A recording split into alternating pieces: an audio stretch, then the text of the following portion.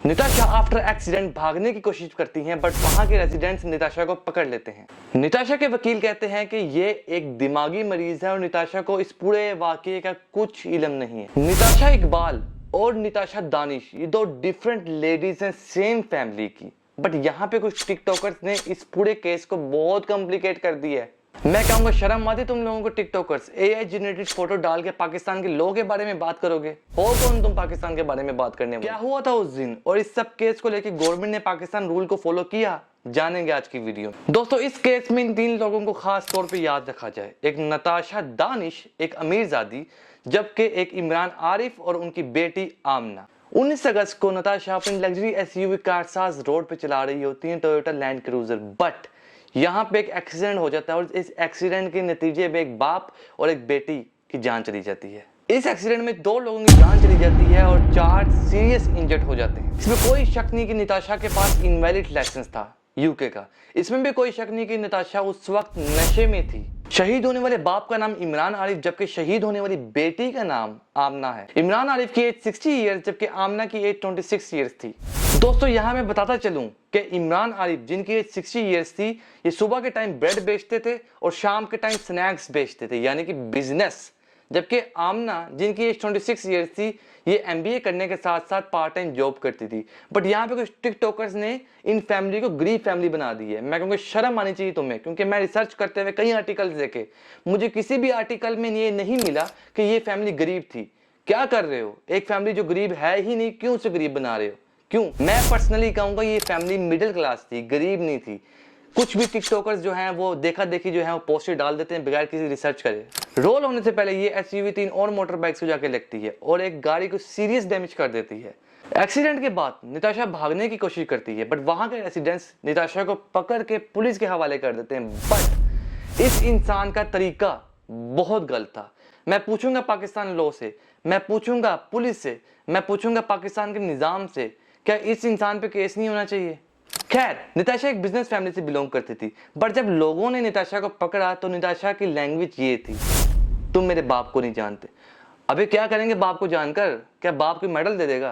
कोई मेडल दे देगा? मुझे मेडल दे दो। किधर किधर आपका बाप? मुझे मेडल दे दो। निताशा की लॉयर की तरफ से खबर आती है कि निताशा एक ज़हनी मरीज है और निताशा को इस पूरे मामले का कुछ भी इल्म नहीं। ज़हनी मरीज निताशा नहीं, हम पागल हैं। क्या पागल समझा हुआ है हमें क्या?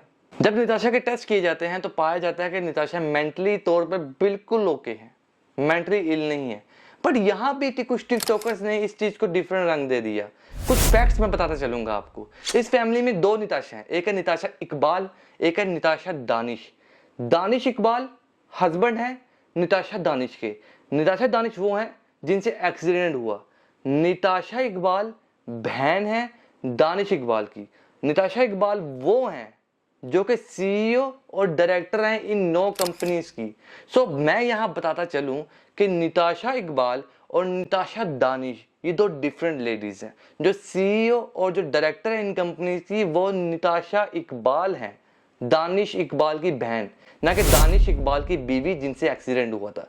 बट यहाँ पे कुछ टिकटॉकर्स ने इसको मिक्सअप कर दिया और कम्प्लिकेट कर दिया, क्योंकि नाम था निताशा। तो ये कहा गया कि अगर तो निताशा मेंटली इल थी तो फिर सीईओ कैसे थी? भाई वो तो सीईओ थी ही नहीं और वो मेंटली इल भी नहीं थी। मंडे को एक्सीडेंट वाले दिन निताशा को पुलिस कस्टडी में रखा जाता है, जबकि वेडनेसडे को 2 दिन बाद जुडिशियल मजिस्ट्रेट की तरफ से निताशा को 14 दिन के जुडिशियल रिमांड में रखा जाता है। 2 दिन बाद वेडनेसडे को एक एआई जनरेटेड इमेज वायरल होती है टिकटॉक के ऊपर, जिसके ऊपर ये शो करवाया जाता है कि निताशा ने फैमिली को पैसे खिलाए, निताशा का पैसा चला और निताशा दुबई चली गई। बट ये इमेज फेक थी, एआई जनरेटेड इमेज थी। अब यहाँ बात करते हैं कि निताशा के ऊपर कौन कौन से चार्जेस लगाए गए, क्या काम किया पाकिस्तान लॉ ने।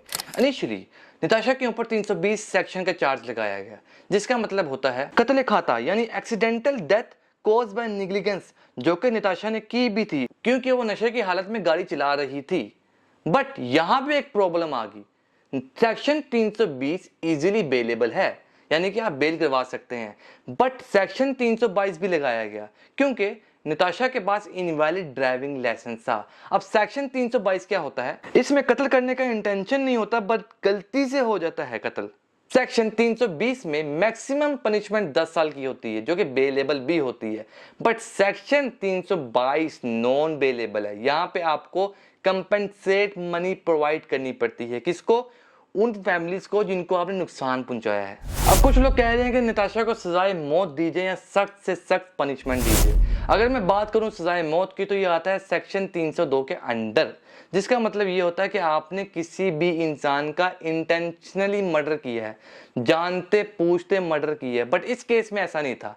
निताशा से एक्सीडेंट हुआ था नशे की हालत में, तो निताशा के ऊपर सेक्शन 302 लगाना गलत है, टोटली गलत है पाकिस्तान लॉ के मुताबिक। अब जब मैं ये वीडियो रिकॉर्ड कर रहा हूं तो निताशा अभी तक पुलिस कस्टडी में 14 दिन के रिमांड पर है। बट मेरी वीडियो यहाँ खत्म नहीं होती।